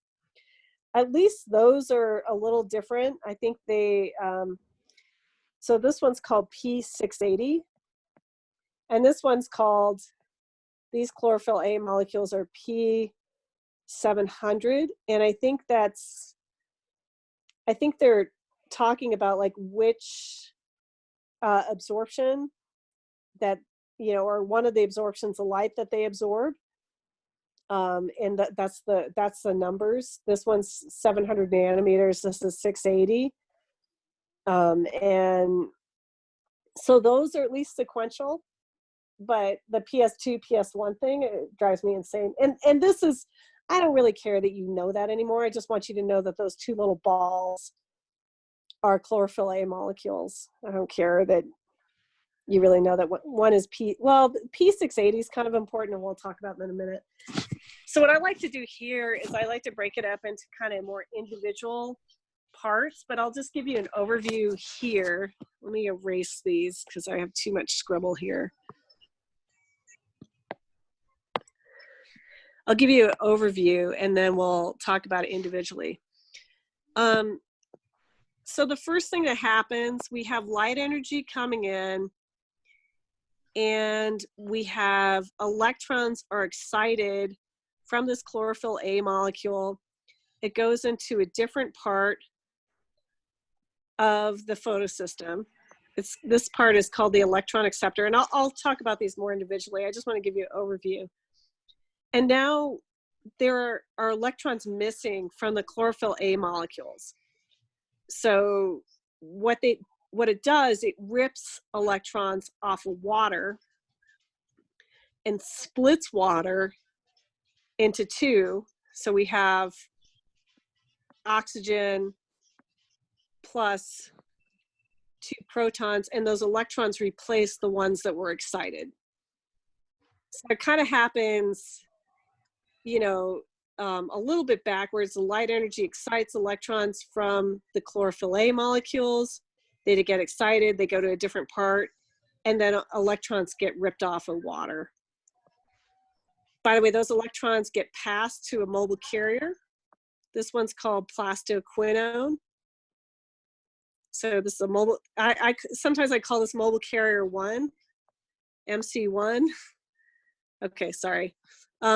Those electrons get passed from MC1 or plastoquinone to the cytochrome complex. And then, oh, that's how I highlight it or expand it.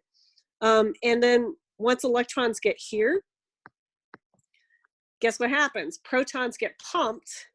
And I don't know why they show it like that. I would rather just show the protons go straight through the cytochrome complex. So protons get pumped from the stroma to the thylakoid space. Now we have protons in here. And those electrons are picked up by plastocyanin or MC2, mobile carrier 2. They're picked up here. And then they get transported to this other photosystem, which also had absorbed light energy and excited electrons. Those electrons replace the ones that were excited.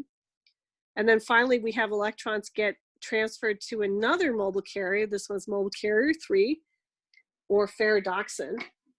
That's what FD stands for. And those electrons go to a structure, an enzyme called NADP plus reductase, which you can guess what that does by the name. So NADP plus those 2 electrons. Ooh, why did I do that? Electrons. Plus a proton makes NADPH. Okay, so, and then we're done, except for making ATP, which is made by what we call photophosphorylation. Protons help power ATP synthase and make ATP, just as before. Very similar process, almost identical enzyme for ATP synthase. It was almost entirely conserved. So again, that's a really quick overview, and I like to go through one step at a time, but I just want to show you kind of where the electrons are moving to, and then let's go through a step at a time, if that's okay. Should I go ahead and scroll down? I know I did a lot of scribbling here, but I just wanted to give you an overview of where those electrons are going. This is pretty confusing, like chapter 9. So, I mean, I don't see a problem with scrolling down. I just I'm not really following. Okay, well, let's go through a step at a time, because I just kind of wanted to show you where the electrons are going, and then we'll go through individually each one. So, okay. So with the first step, we have photosystem 2. It absorbs light energy. And let me go back to red.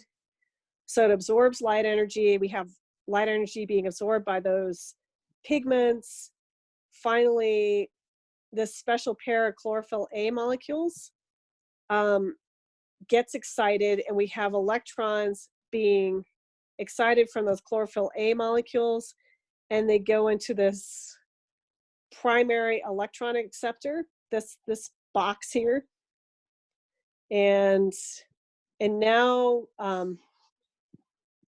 P680 becomes P680 plus, and this thing can oxidize water, which is pretty cool. And I think if we are able to mimic this enzyme,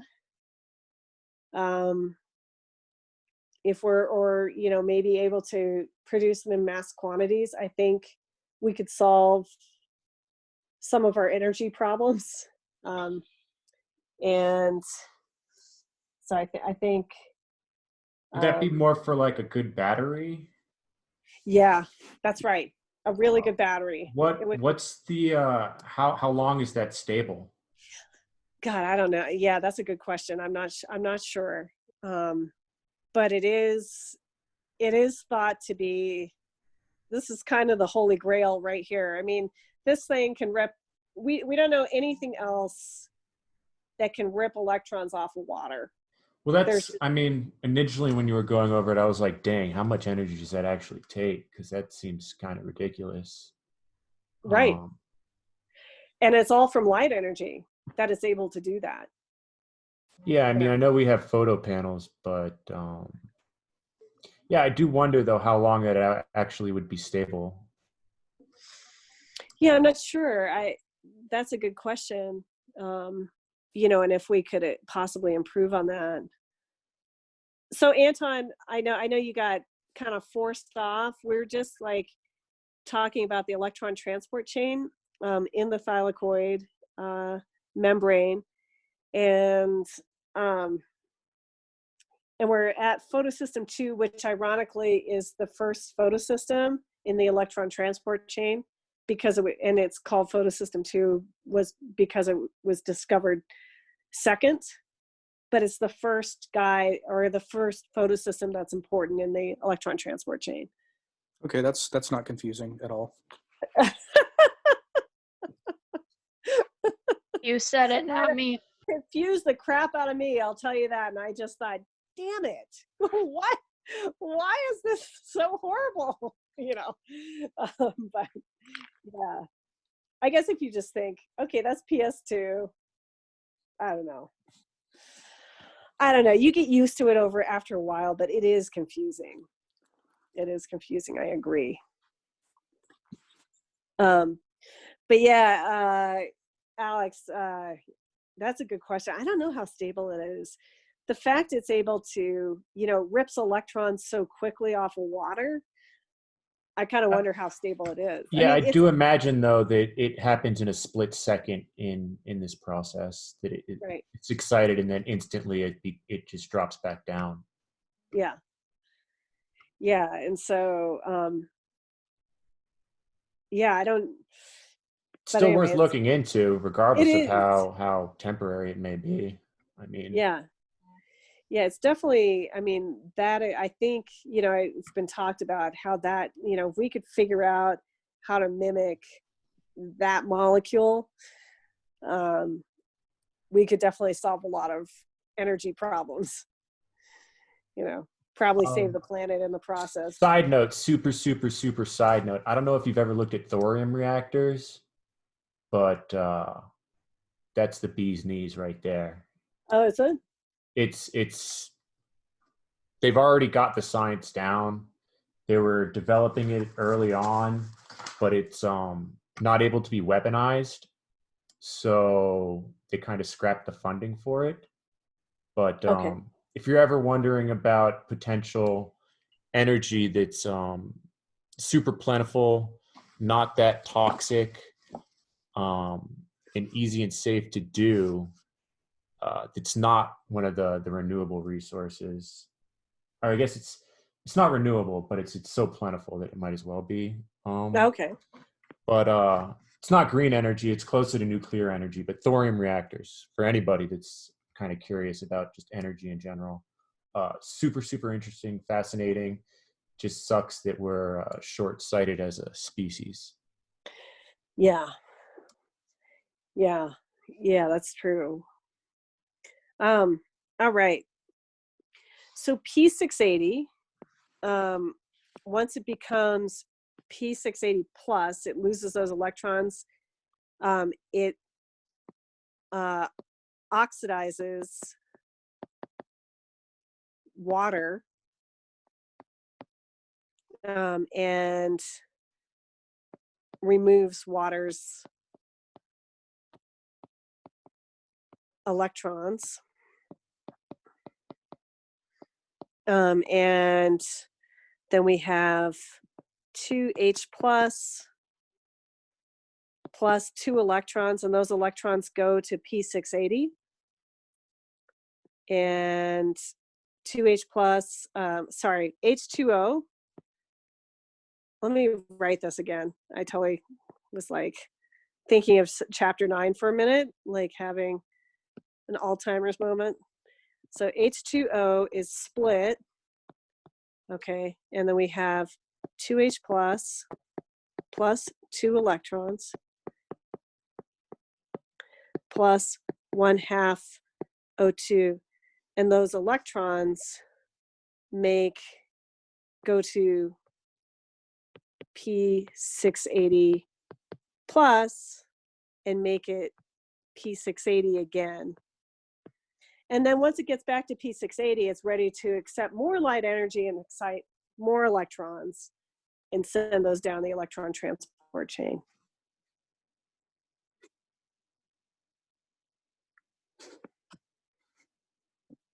Okay. All right, so any questions about that? Again, this is the part where oxygen is made. H2O is split into 2H plus 2 electrons plus 1/2 O2. And this is why we can breathe, is because of photosystem 2, which should be photosystem number 1 because it's the most important one. It's number 1, right? Okay, so P680 snatches water's electrons, and with the help of enzymes, water is split, and as I already wrote out. Is it okay if I scroll down? Yep. Scroll down here. Okay, and then, so again, those electrons are excited. They go up to that primary electron acceptor. Then they're picked up by this mobile carrier. I'll call this mobile carrier 1. This is also called plastocyanine or plastoquinone, PQ. PQ. Okay. So again, they're passed to plastoquinone or mobile carrier 1. Plastoquinone transfers electrons to the cytochrome complex. That's cytochrome complex here. And that cytochrome complex pumps protons from the stroma to the thylakoid space, and that this part is thylakoid space. So we have protons being pumped here, H plus. Okay. I know that you said that you liken the stroma to the cytosol. Yeah. But would it also be okay to think of it more as the inner membrane space of the mitochondria? I would say the thylakoid space is more like the inner membrane space. Okay, so okay. All right, I was thinking of it more as the matrix in there, but yeah, so the stroma is about pH 8. This is pH 5.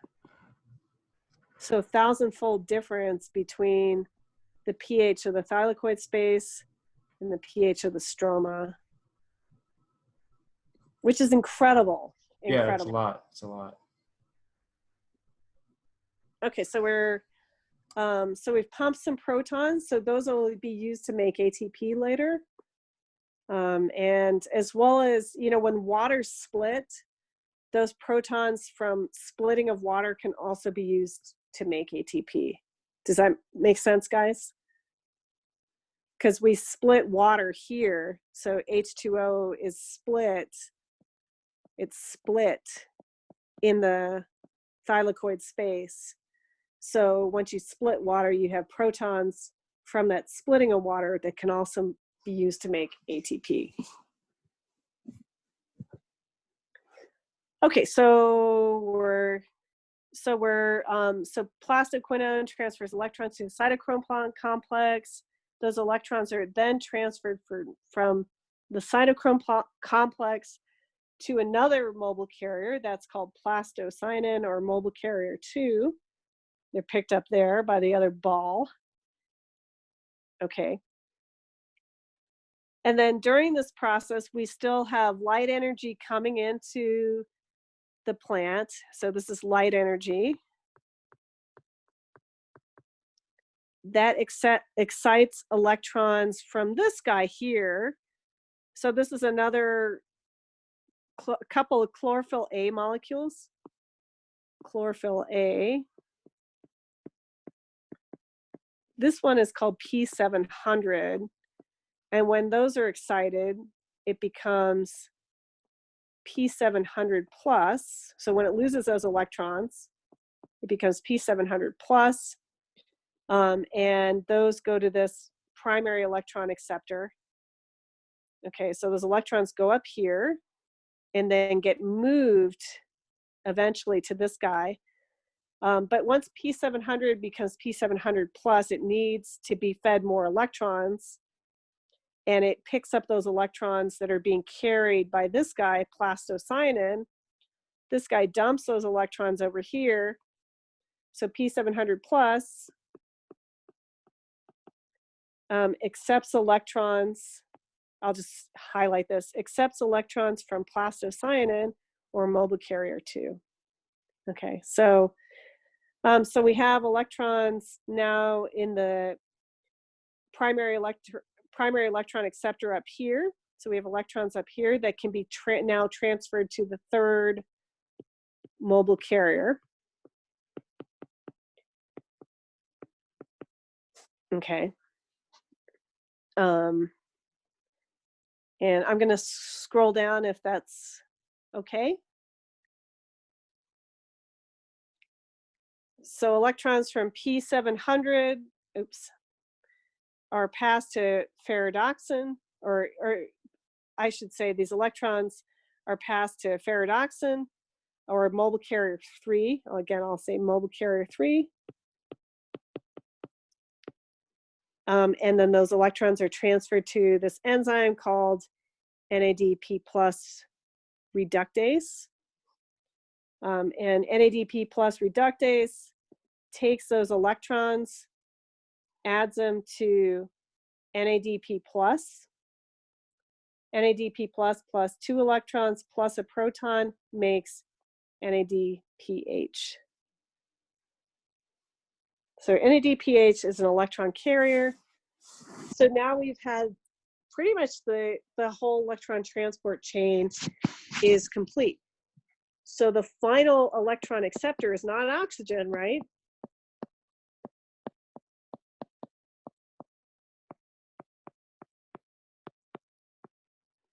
Is NADP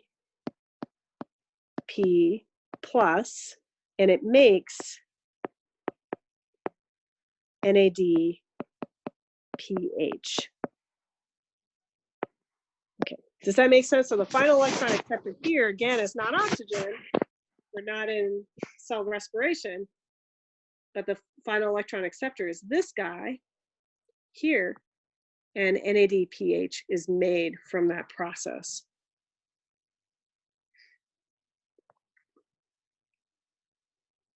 Okay, questions on this? And Liz, or and anybody else, I hope this is a little better going through step by step. It's a similar process as before. It's not obviously not exactly the same because we're talking about light energy exciting electrons instead of electrons being passed from electron carriers. But it's a similar process. We have mobile carriers, we have complex structures, one that pumps protons, the other ones accept light energy. Yeah, if we can mimic those photosystems, that would be pretty cool. You know, as far as being more efficient with solar panels, for sure. Okay, how about if we answer a couple of questions from the worksheet?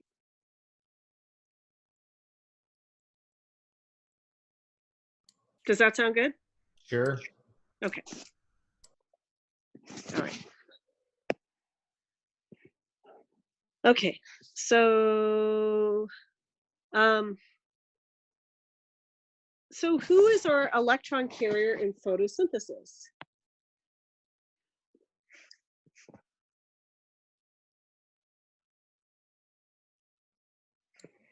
NADP plus.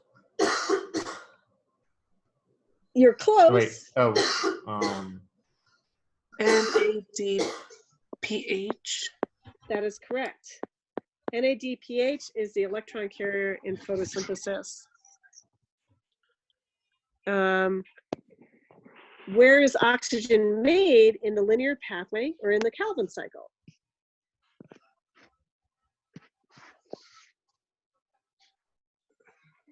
Let's see. Liz, how about you? I have no idea. It's in the linear pathway. That's what we were just talking about.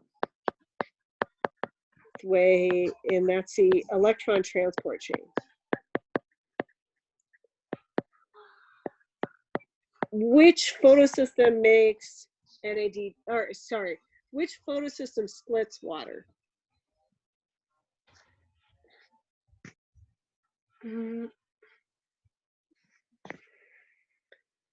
PS2 or PS1?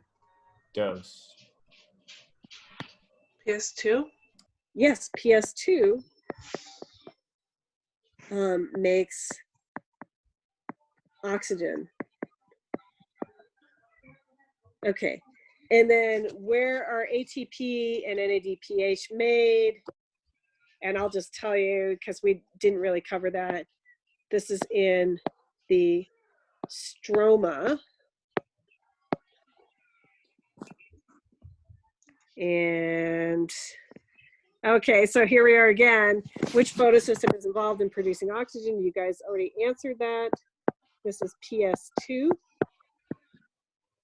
Which photosystem is involved in producing NADPH? So that's the other one, and that is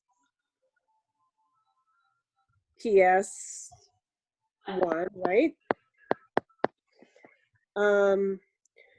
Which electrons power the proton pump in the electron transport chain? Where do they come from? So let's go back here a second. So let's go back. I'm going to go back to the first diagram. So we've got this first diagram here. I'm going to erase some of my scribbles because it's hard to see anything with all this stuff here. Okay. All right, so we've got, so those electrons come from photosystem 2, right? But where did they originally come from? They come from photosystem 2, but where does photosystem 2 get those electrons from? Let's see, Anton. It's kind of unfair for me to call on you at all, because since you got randomly logged out, but hopefully you've been, here long enough to be able to answer this question. So where do those electrons come from photosystem 2, the ones that were excited and transported down the electron transport chain? Where do they come? Don't they come from the light? And well, the light energy it's not electrons, it excites electrons. Okay. And I think that's also part of the confusing thing in I could kind of like highlight here. That's how I figured out how to do it. Yeah, so in your book, it looks like, the light has electrons, but it doesn't. It's just energy, and that energy excites electrons. And that photosystem, gets those electrons from somewhere, right? Who provides electrons? Which molecule provides electrons? And I could ask everybody, which molecule provides electrons for this process? Water. Water is the one that provides electrons.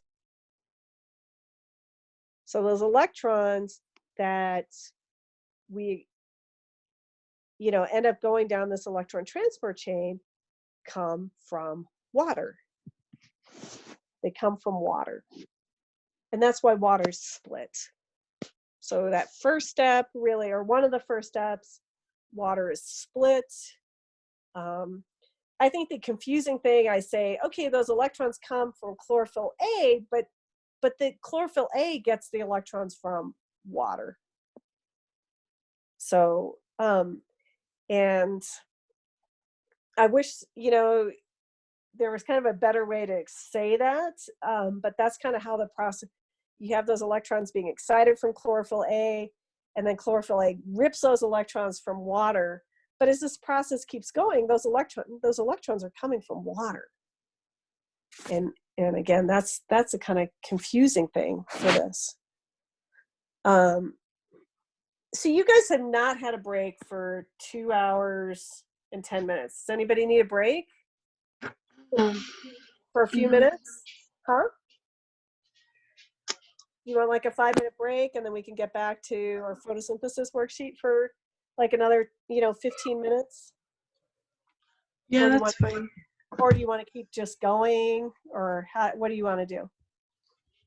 I didn't look at the clock until now. I mean, I looked at it like half an hour ago, and then I looked at it now again, and it was like, oh, wow, it's a long time. We can just keep going to get it over with. Okay. Yeah, I mean, I don't want to like discourage anybody, but I just feel like super overwhelmed right now. Like it doesn't really make sense. Like it just kind of feels like chapter 9 again, and it's just discouraging after spending hours and hours on it, and I got like a 65 on the test. Like I'm just feeling like super burnout.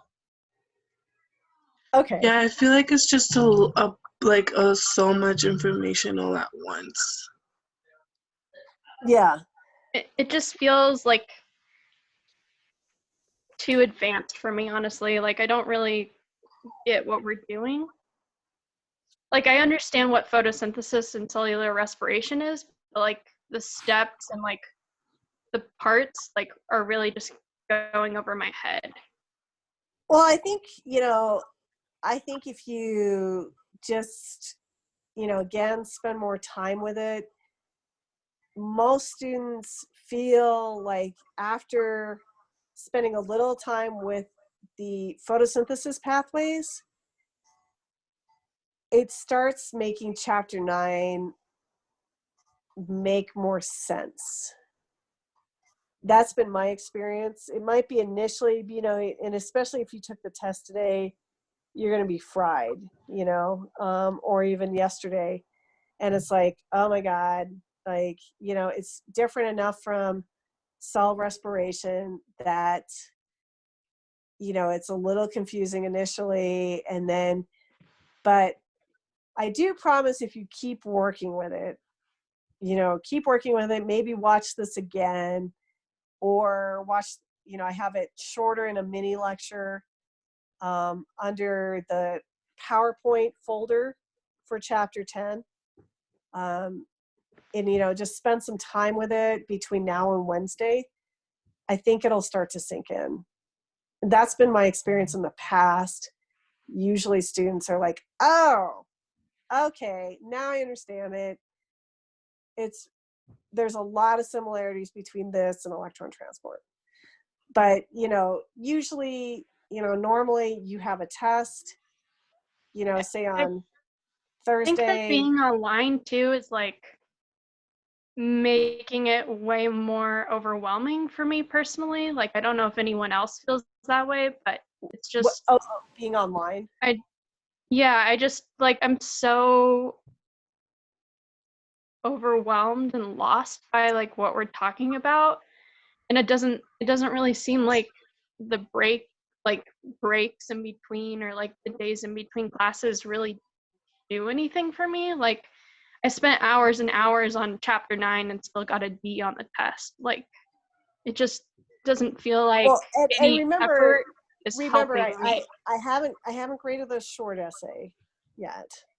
So, you know, there's another potential 20 points there. So don't discount that yet, you know. So just remember that, you know, there's another potential 20 points.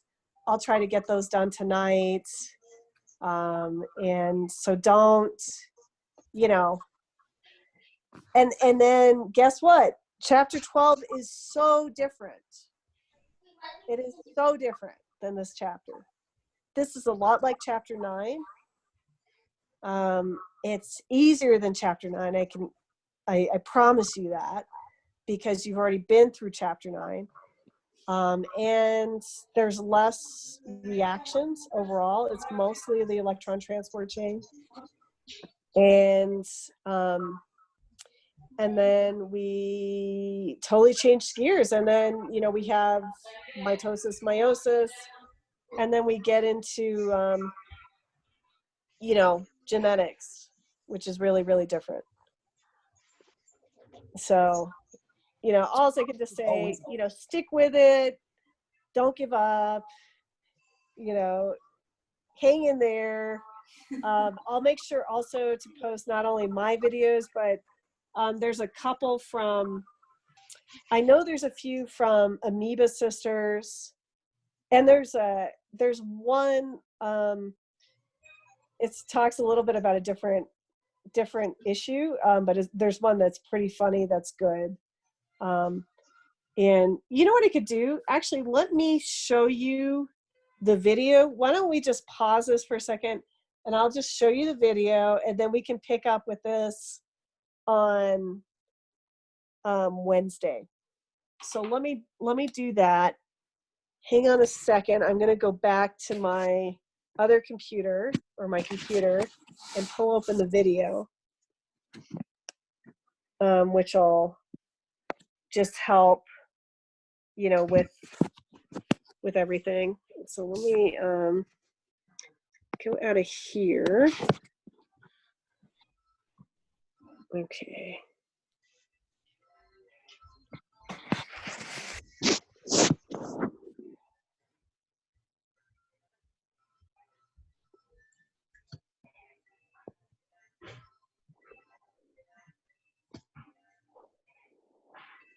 All right. Okay, so let me find the video, and I'll share that with you as soon as I find it. Here we go. Actually found it quickly. I'm going to show this one too. So let me share this. Hang on a second. And whoa, that's too big.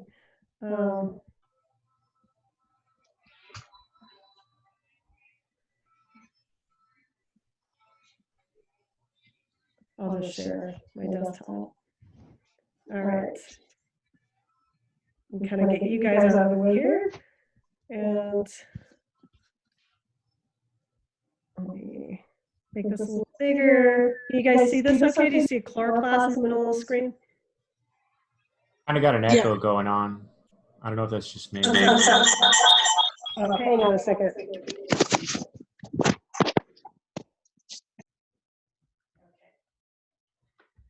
There we go. Okay. Okay, can you guys see the chloroplast? Sorry, I had that feedback. Yep. Yeah. All right. The thylakoid membrane in chloroplasts contains light-absorbing molecules called pigments. Different pigments absorb light of different wavelengths. One pigment, chlorophyll A, absorbs mainly blue-violet and red light. This molecule participates directly in the light reactions. Another molecule, chlorophyll B, absorbs mainly blue and orange light. We do not see these absorbed colors when we look at a leaf.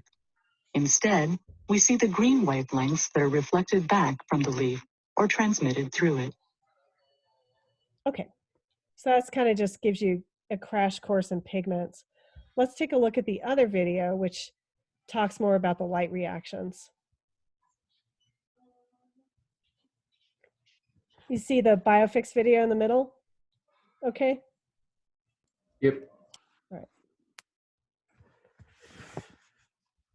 Plants provide us with food to eat and oxygen to breathe. They perform this amazing feat by the process of photosynthesis. Let's take a closer look. Photosynthesis requires carbon dioxide, which diffuses into the leaf through small pores and then enters the cells. Inside the cell, carbon dioxide diffuses into the chloroplasts, where photosynthesis takes place. Chloroplasts use energy from light to transform carbon dioxide and water into sugar and oxygen. Zooming into a chloroplast, we see these flattened membranous sacs called thylakoids. Here, light energy is converted to chemical energy in the first phase of photosynthesis, the light reactions. The two green structures you see here are photosystems, large complexes of proteins and chlorophyll that capture light energy. An electron transport chain connects the two photosystems. Notice the small mobile electron carriers that shuttle electrons from one large complex to another. Now let's take a closer look at the steps of the light reactions. The photosystem on the left absorbs light energy, exciting electrons that enter the electron transport chain. Electrons are replaced with electrons stripped from water, creating oxygen as a byproduct. The energized electrons flow down the electron transport chain, releasing energy that is used to pump hydrogen ions, the blue balls, into the thylakoid. In the photosystem on the right, light energy excites electrons, and this time the electrons are captured by an electron carrier molecule, NADPH. The high concentration of hydrogen ions inside the thylakoid powers ATP synthase, producing ATPs. The light reactions in the thylakoid have produced two energy products, ATP and NADPH, that will now power the production of sugar in the Calvin. Okay, we don't need to talk about the Calvin cycle yet. Is that video helpful? Yeah, I feel like I just have to watch it like a couple more times. Okay, But yeah, I feel like it could really help. okay. And I could also just kind of go back a second, like to just like 45 seconds ago or something. And Okay. we can watch that part again. Okay. Flattened membranous sacs called thylakoids. Here, light energy is converted to chemical energy in the first phase of photosynthesis, the light reactions. The two green structures you see here are photosystems, large complexes of proteins and chlorophyll that capture light energy. An electron transport chain connects the two photosystems. Notice the small mobile electron carriers that shuttle electrons from one large complex to another. Now let's take a closer look at the steps of the light reactions. The photosystem on the left absorbs light energy, exciting electrons that enter the electron transport chain. Electrons are replaced with electrons stripped from water, creating oxygen as a byproduct. The energized electrons flow down the electron transport chain, releasing energy that is used to pump hydrogen ions, the blue balls, into the thylakoid. In the photosystem on the right, light energy excites electrons, and this time the electrons are captured by an electron carrier molecule, NADPH. The high concentration of hydrogen ions inside the thylakoid powers ATP synthase, producing ATPs. The light reactions in the thylakoid have produced two energy products, ATP and NADPH,